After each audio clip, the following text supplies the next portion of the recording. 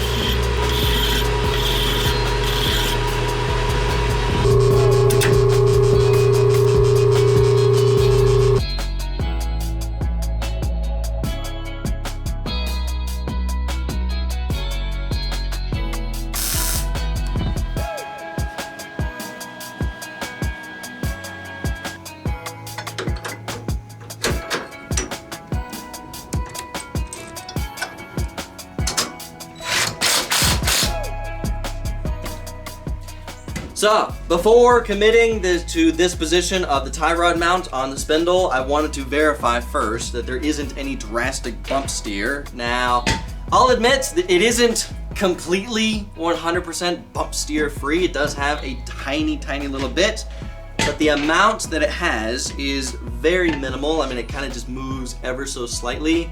So, for an off-road vehicle, I mean, I consider that good enough. I'm not looking for perfection on this. I'd say it's good enough. Let's finish the mounts for the tie rods.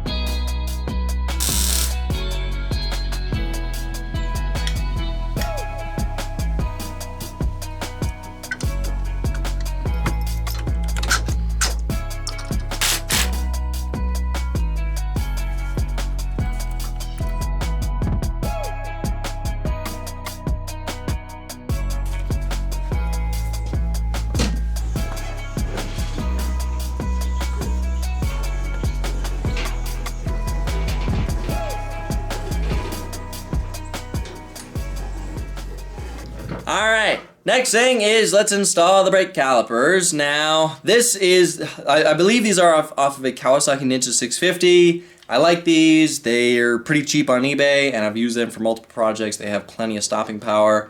Now, the brake bleeder valve is on the top, so therefore this makes this the right caliper, and this is the right spindle. And unfortunately, because this sticks out a little too far on the top, it's contacting the spindle and not really allowing the caliper to fully go on, so therefore it's not really allowing all the pad to be able to contact the brake disc. So instead of trying to modify this and like shorten this and move the mount somewhere else or cut a big notch in the spindle, I'd rather not do that. I think the easiest solution for this would be to just use the wrong side spindle, because on this one the mounts are at the bottom, and for some reason it's able to fit on here a lot better, and actually 100% of the pads are able to contact the brake disc because the mounts are a little bit lower. It's just able to fit on here a lot better. So the only downside is the brake bleeder valve is now on the bottom, but I don't think that's the end of the world. I always take these things off anyways to bleed them, so therefore I can rotate the caliper like this, because I always find that that gets extra air bubbles out. Yeah, I think it's just going to be a lot easier just using the wrong side of brake calipers to be able to get this set up to work. I think it's more important to have 100% of the pads be able to contact the brake disc than the brake bleeder valve being at the top.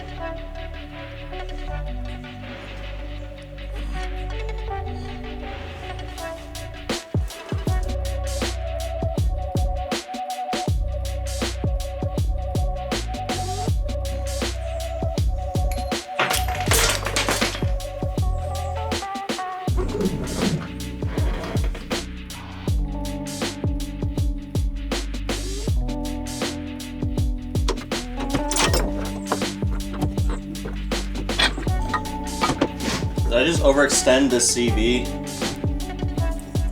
Nice. Get back in there. They need to go up. There we go. Come on. There it goes back in. Okay. It's messy. Alright, yep, don't pull those out too far. Nice. Alright, last thing we gotta do to these spindles before they are done is hook up the vacuum line to these to be able to operate these vacuum locking hubs. Now, I know in past videos of this project I keep calling these pneumatic locking hubs. They're not pneumatic, they are vacuum locking hubs. The reason I bought these is because on a normal Ford, because these hubs and these CV axles I'm using for this project, these are off a Ford Ranger.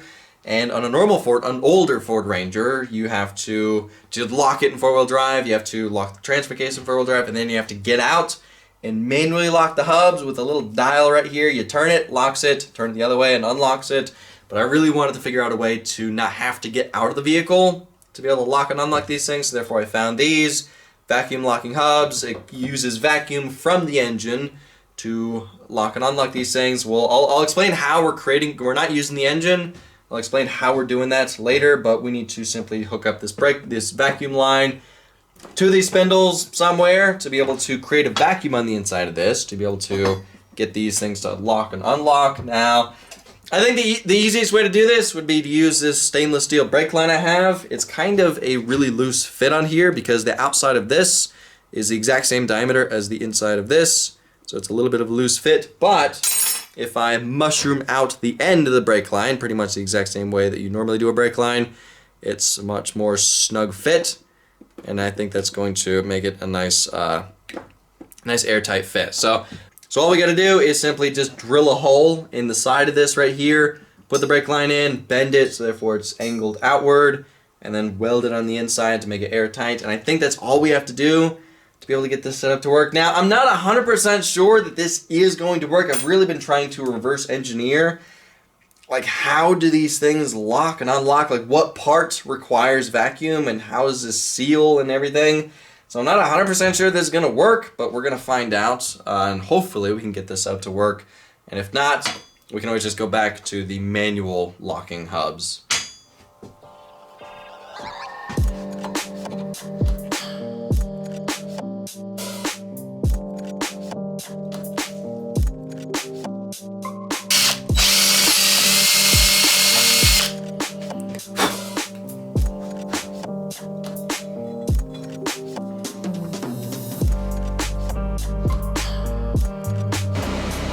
Alright, hopefully this works.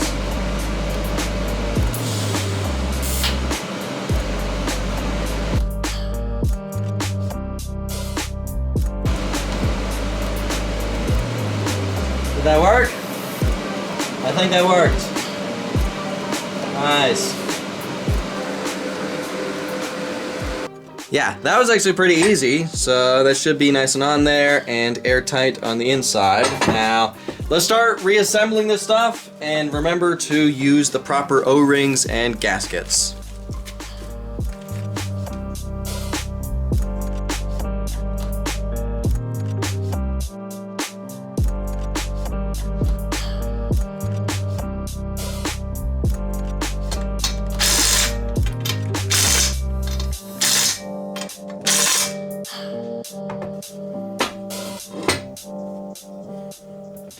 Just for double reassurance that these bolts aren't going to loosen, I'm putting nuts on the other end. So I know it may be a little overkill, but I'd rather overkill than having these bolts loosen up on me. And these are nylon locking nuts, so these should make it to where these will never loosen up.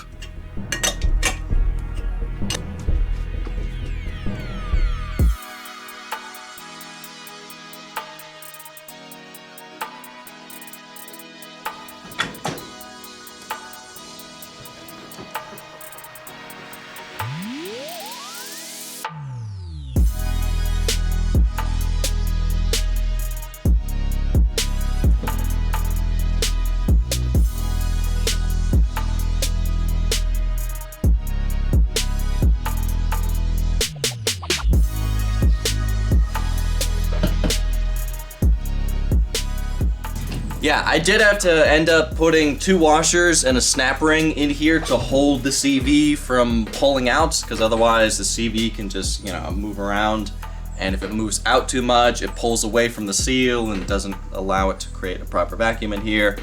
So I had to put a snap ring in here to hold it in place.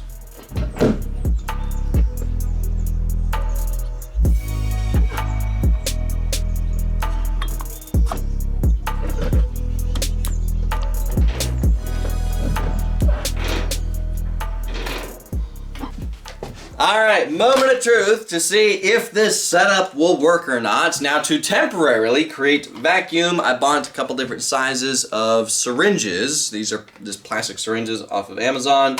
We're going to use these to just create vacuum temporarily, just to be able to test this setup. And if it works, I'll just make a metal version of one of these. So, alright, hopefully this works. It's locked. You should hopefully just pull it, let go, and it unlocks. Uh-oh.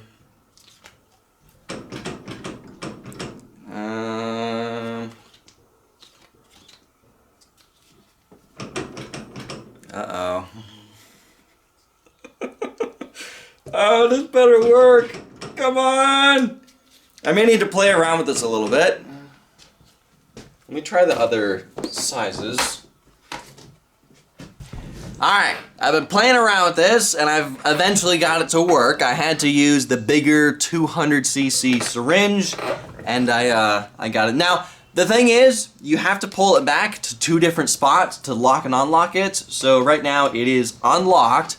To lock it, you pull it back to 150ccs, you let it go, and that locks it in place. But to unlock it, you have to pull it back to 100ccs, let it go, and that gets it to unlock. If you try to unlock it at 150 cc's, basically, it won't work. So locking 150 cc's locks it in place, but if you try to unlock it at 150 cc, for some reason it won't work. It stays locked. You have to pull it back to 100 cc's to get it to unlock. So it's a bit more finicky than I thought it was going to be, but at least it's very consistent between those 2 numbers, which is awesome. And I always notice that the piston returns back to the original spot, so there isn't any serious vacuum leak in here, which is awesome.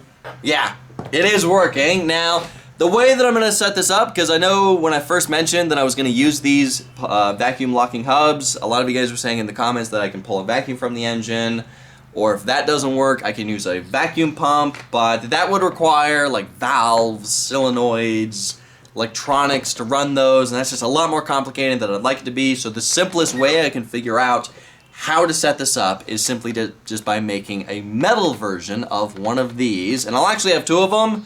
One of them will be for one hub, the other one will be for the other hub, and we'll just simply mount these in the dash, and we can just simply pull a lever, let it go. I'll put a spring in here to get it to return back to its original spot. It'll lock, pull the lever back again, let it go, and it will unlock. That is the simplest way I can figure it out, how to get this up to work. That doesn't require any complicated electronics or anything like that. We just simply have to make a metal version of our 2 metal versions of this thing. So, but yeah, it is working, which is awesome. My reverse engineering paid off, and I eventually figured out how this setup works. Now, let's finish reassembling the front suspension, and then we can move on with something else. Alright, I wanted to try it with the tire on, so right now it's disengaged. So I'm wondering if the tire's spinning, will it lock? And the answer is yes. It will lock with the tire spinning, but unlocking, it's a little bit finicky, so if there's any pressure on it, and if the tire's spinning with pressure to try and unlock it, it still stays locked until you pull the tire back just a tiny little bit and release pressure, and then that will make it unlock. So it's a little bit finicky unlocking it. So, but I guess worst case, we just have to roll the vehicle back a little bit to get it to unlock, which isn't the end of the world. It's just more finicky than I thought it was going to be.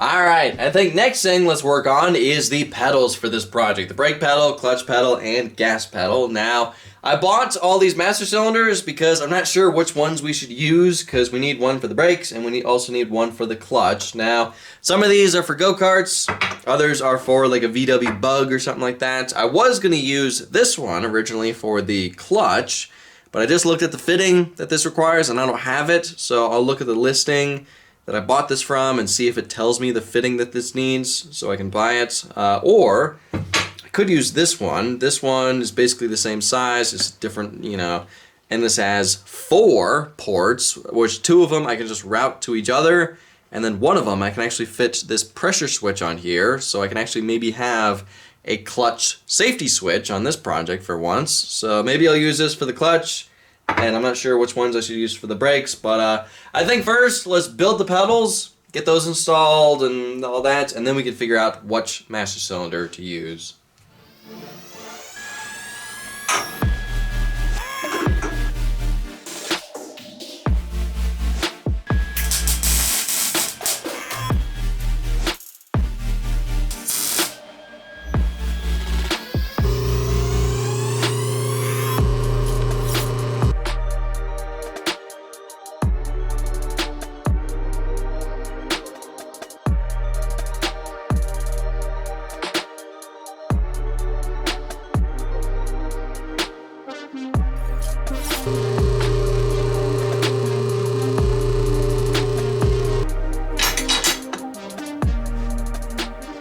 Alright, it has been a little while since the last time I used this arc droid. Now we're going to use it to cut out 4 of these, and we need 2 of these.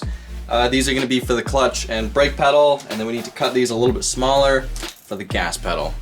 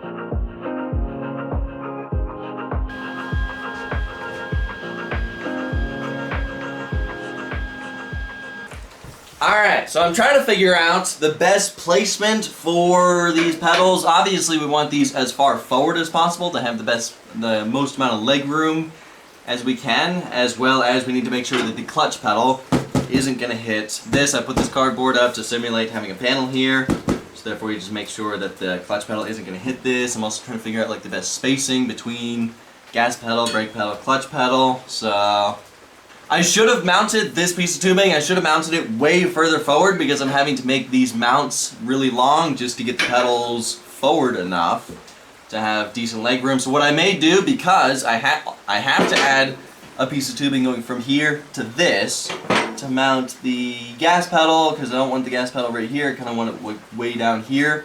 And what I may do is add another piece of tubing going from that to this corner right here, so therefore we can mount the pedals to that piece of tubing, and just to get them a little bit more further forward and make it to where we mount the master cylinders onto this. So yeah, I'm just trying to find the best placement for these things. Well, it's also really cramped in here. We got to make sure that there's room for the master cylinders right here. So, slowly figuring it out.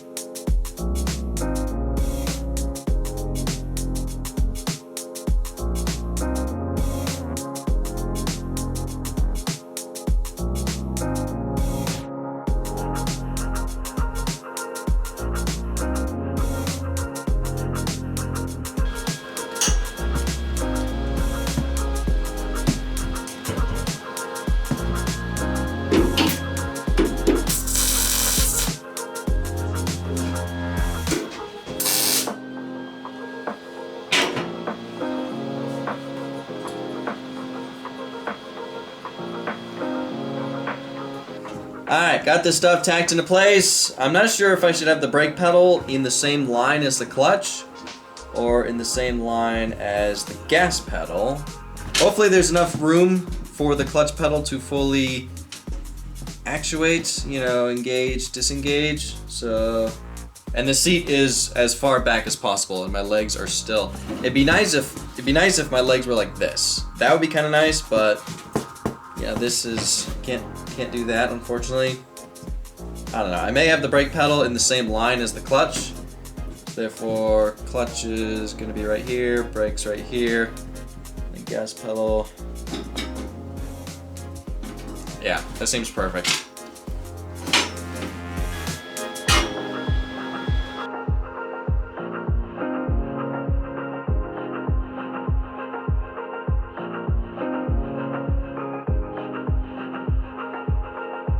Alright, those are some positive stops.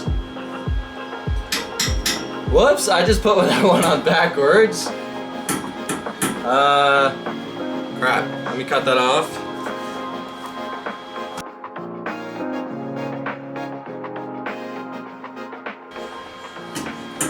Alright. There we go. Nice.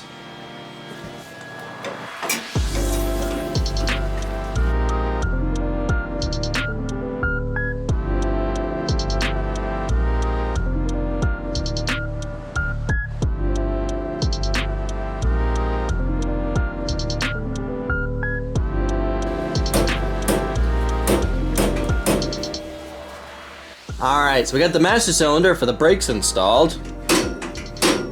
For the clutch, I think I'm just going to go with this master cylinder, because if I remember correctly, this one has a larger bore on the inside, so it should have a lot more fluid movement, which I think we're going to need for the clutch.